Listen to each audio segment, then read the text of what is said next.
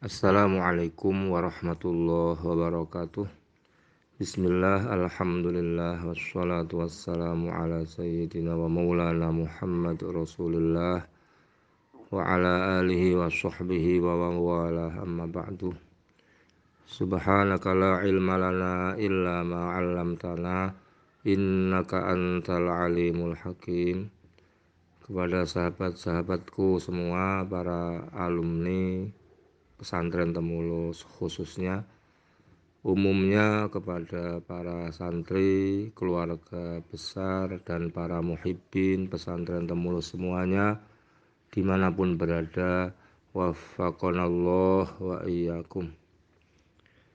Dalam kesempatan terbatas dan dalam durasi singkat ini, perkenankanlah saya ingin menyampaikan sekilas tambihat atau semacam pangiling-iling li walakum, yaitu bahwa siapapun kita dan dimanapun kini kita berada, saat-saat ini sudah memasuki sebuah kehidupan dalam sebuah masa atau era yang dikenal dengan era 4.0, era digital, online, era media sosial, era internet, dan istilah-istilah lain sejenisnya.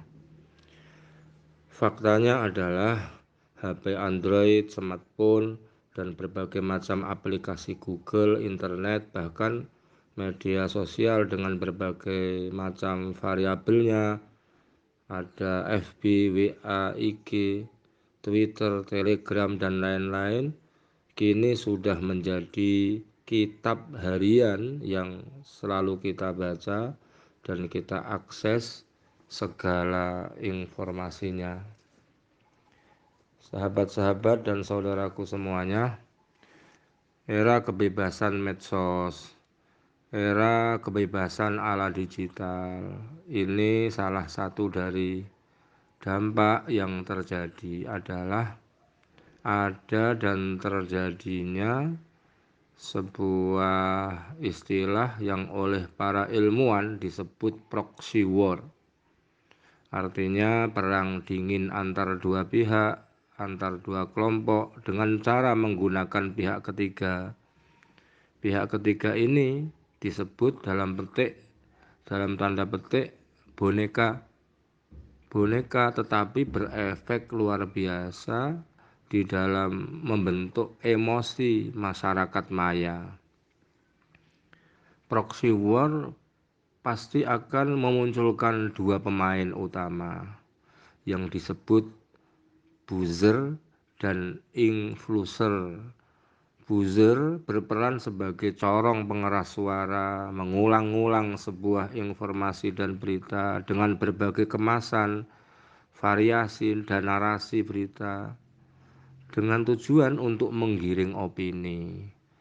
Yang dengan keahlian sang buzzer ini, hal yang biasa menjadi tampak luar biasa. Hal yang sesungguhnya itu tumpul bisa menjadi runcing. Perkara yang kecil bisa menjadi masalah besar. Dan perkara yang sesungguhnya sepele bisa jadi gawe. Itu buzzer. Di sisi lain ada pemain yang berperan sebagai influencer dengan keahlian untuk menciptakan narasi-narasi indah dan menyihir. Tujuannya adalah untuk mempengaruhi warga masyarakat maya. Para sahabat-sahabat dan saudaraku semuanya, saya yakin kita semua adalah bagian dari warga pengguna media sosial yang saya sebut dengan istilah warga maya tadi. Maka setiap kita juga harus menyadari dan memahami bahwa di era medsos ini kita hidup di tengah-tengah sebuah zaman yang pasti akan memunculkan apa yang disebut post-truth. Post-truth itu adalah semakin semarak dan maraknya hoak, disinformasi kebenaran, pengkaburan bainal haq wal batil, penggiringan opini dan propaganda, serta hilangnya nilai-nilai objektivitas yang mendasar pada data dan fakta. Inilah yang disebut era post-truth. Pesan saya kepada para sahabat-sahabat dan saudaraku semua, satu, saatnya kita menjadi warga maya yang cerdas. Jangan berlebih-lebihan di dalam merespon sebuah berita media sosial. Semuanya harus diukur dengan ilmu dan akal sehat. Posisikan berita media sosial itu pada tempatnya, yaitu al-khobar ma yahtamilu sidqa wal kadzib. Bagaimanapun kabar atau berita itu tetap pada posisi yang mungkin iya, mungkin tidak, mungkin benar, mungkin salah, dan seterusnya. Walhasil, jangan mudah percaya berita medsos tanpa cek and recheck, tanpa proses penelusuran validitas berita itu dari narasumbernya dan dari berbagai aspek, agar kita tidak mudah terseret oleh arus media sosial. Apalagi apabila berita itu sudah masuk kategori an-naba. An-naba itu adalah kabar yang bukan sekedar kabar. An-naba itu sebuah berita besar yang berdampak besar. Lebih-lebih kalau sudah menyangkut tokoh besar, ulama atau para habaib, maka setiap kita harus lebih berhati-hati di dalam meresponnya. Usahakan untuk melakukan tabayun dulu sebelum merespon. Tabayun itu artinya proses klarifikasi, proses konfirmasi, proses investigasi dan penelusuran sanad berita. Mari setiap kita itu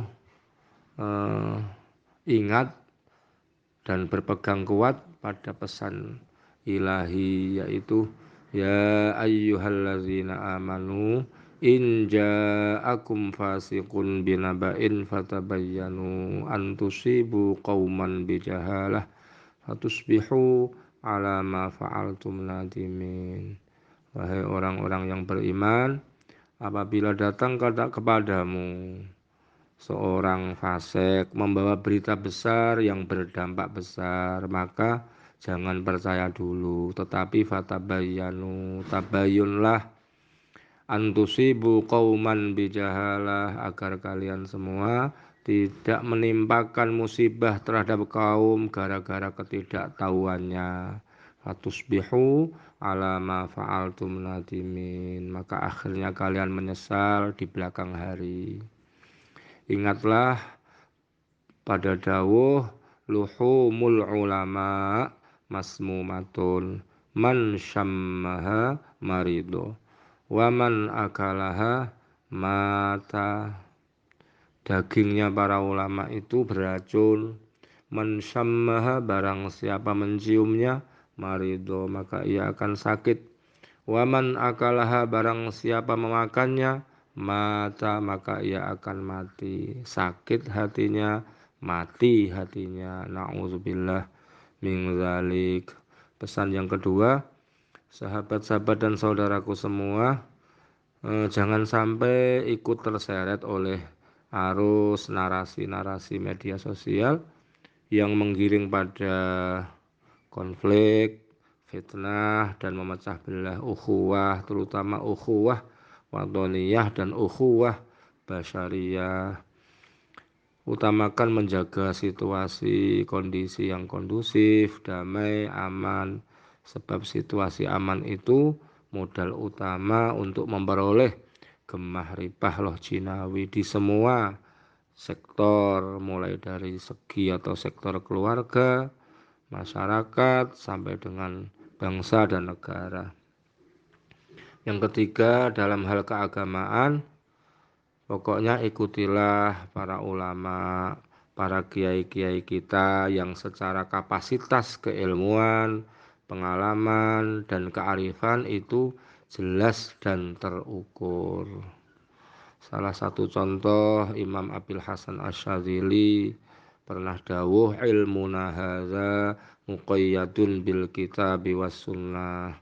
Ilmu kami ini dalam arti pemikiran, sikap, tindakan itu muqayyadun bil kitabi was sunnah, terukur dengan Al-Qur'an dan As-Sunnah, dalam arti terukur dengan syariat.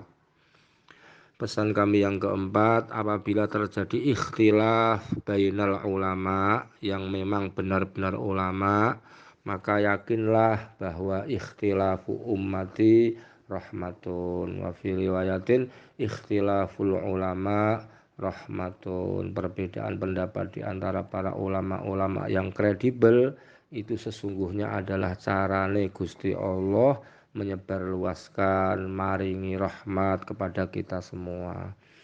Sikapilah dengan mengedepankan husnuzon.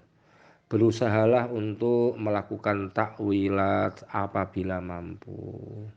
Dan yang lebih penting lagi adalah istafti qalbak, tanya dan ikutilah hati nuranimu. Demikian pesan sayang dan pesan moral dari saya Ahmad Ulin Nuha atas nama pengasuh pesantren Temulus, untuk saya dan untuk kita semua. Semoga ada manfaatnya. Wallahul muwaffiq ila sawa'id thoriq. Wassalamualaikum warahmatullahi wabarakatuh.